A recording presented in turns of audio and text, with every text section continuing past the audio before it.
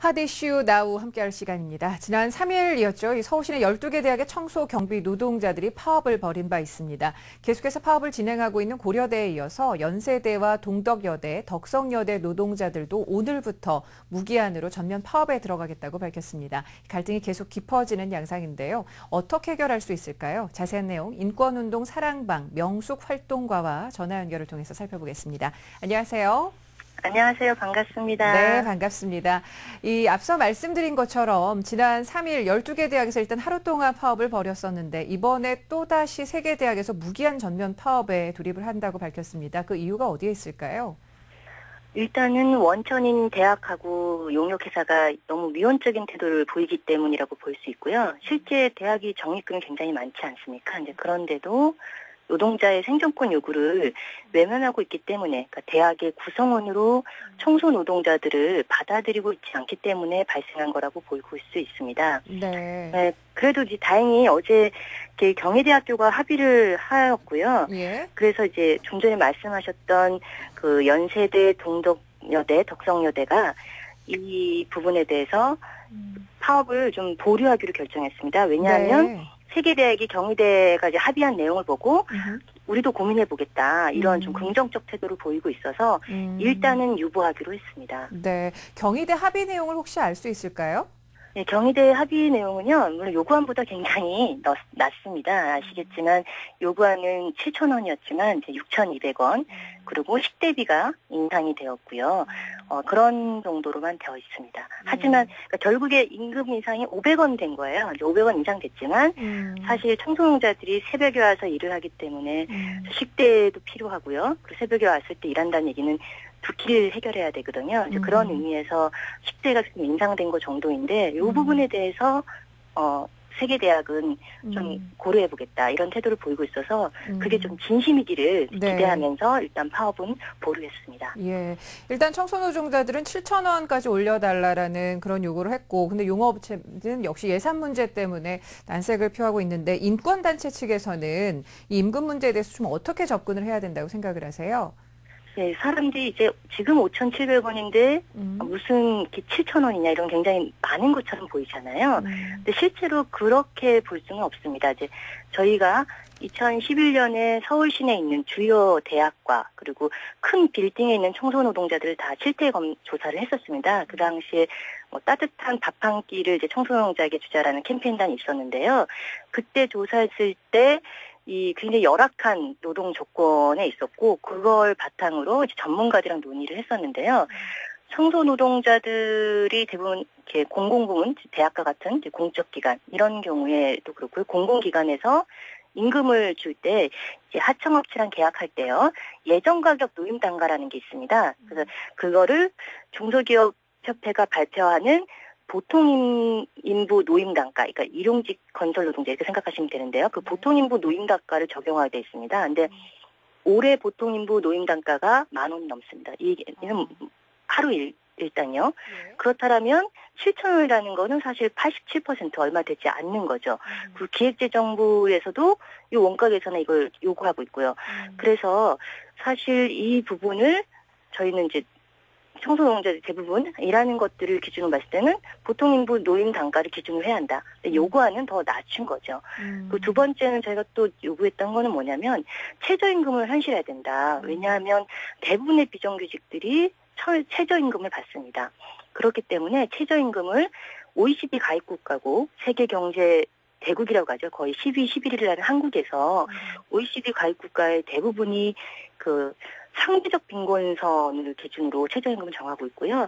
중위소득의 3분의 2로 하고 있습니다. 그렇게 하는 만큼 우리도 최저임금을 높여야 한다. 이게 뭐냐면 평균 임금의 50%로 정해야 한다. 이런 저희 개선안을 냈었는데 그런 걸 비교했을 때 이게 높은 수준의 요구는 아니다라고 할 수 있습니다. 자, 그렇다면은 지금 사용자 측하고 갈등이 빚어지는 임금에 대한 얘기를 좀 짚어봤고, 또 하나 처우에 대한 문제도 지금 계속해서 불거지고 있는 것 같은데, 노조 측에서 이 청소 노동자의 인권을 침해하거나 비인간적으로 대우한다라는 주장을 하고 있거든요. 구체적으로 어떤 사례들이 있습니까? 네, 좀 이 얘기를 들으시면 아마 21세기에 이런 생각을 하실 겁니다. 예를 들면 이제 강원대학교에서는 그 강제 노동이나 성희롱 이런 것도 있었습니다. 예를 들면 이사장 집이나 이사장 아들 집 청소를 시키고요. 뭐 도토리를 주우게 하고 이런 경우도 있었고요. 그다음에 소장이 여성 노동자를 불러 뭐 엉덩이에 주사 놔달라 이러면서 성희롱을 하기도 하고요. 그래서 이런 것들이 사실 청소 노동자들을 동등한 노동자로서 인간으로서 여기지 않기 때문에 발생하는 일이라 생각이 들고요. 뭐 연세재단 같은 경우는 사실 이렇게 무료 노동, 그러니까 편법을 쓴 거죠. 중간에 휴게 시간을 늘려가지고 퇴근을 저녁에 안 시키는 거예요. 그렇게 해서 사실상 무료 노동을 시켜서 챙긴 돈만 해도 뭐 3년 동안 4억이 넘는다라고 하니까 이런 인권 침해가 굉장히 심합니다. 특히 이제 노조 활동을 금지하는 이런 경우도 많고요.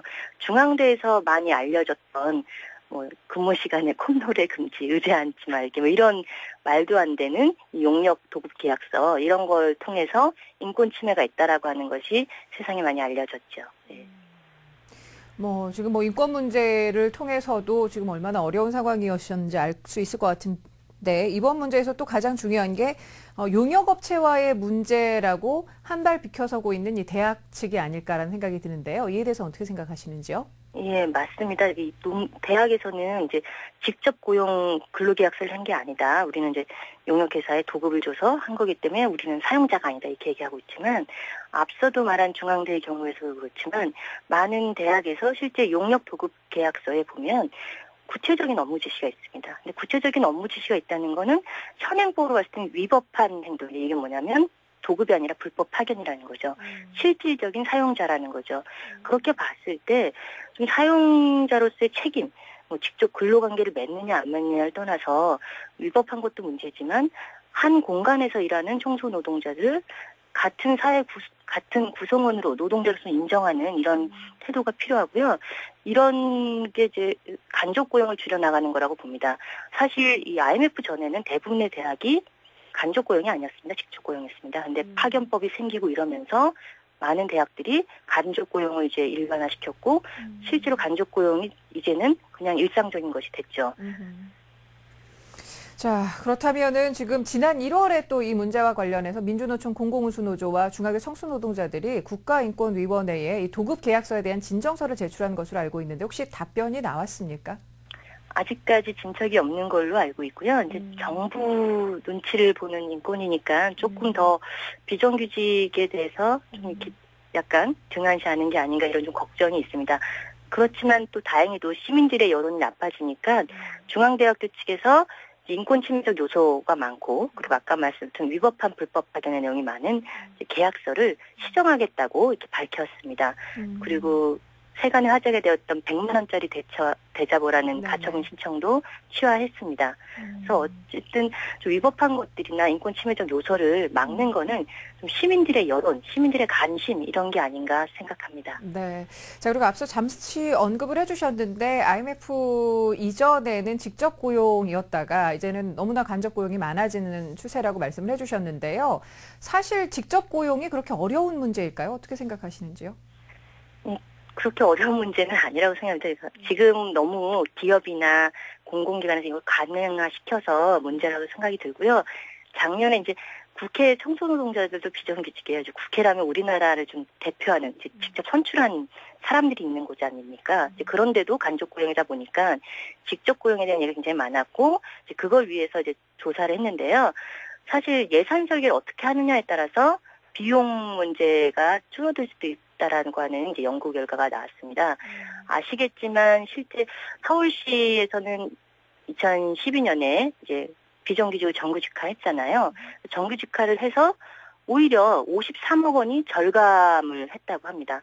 이렇게 봤을 때 비용 문제 때문에 간접 고용을 한다라고 하는 거는 어불성설이고요. 물론 간접 고용을 해서 직접 고용 비용이 올라갈 수 있지만 노동자들이 어떻게 대우받아야 되는가 그리고 이 사회에서 노동자들을 어떻게 사람 취급할 것인가 이런 태도가 가장 중요한 거라고 생각이 듭니다. 그런데 좀 아쉽게도 서울시는 이렇게 정규직화를 했음에도 불구하고 서류 10대 청소 노동자들이 요구하고 있는 그 정년해고 이거를 연장해달라고 요구하고 있는데요. 이 부분에 대해서는 아직 입장을 보이지 않고 있어서 좀 아쉽습니다. 네, 알겠습니다.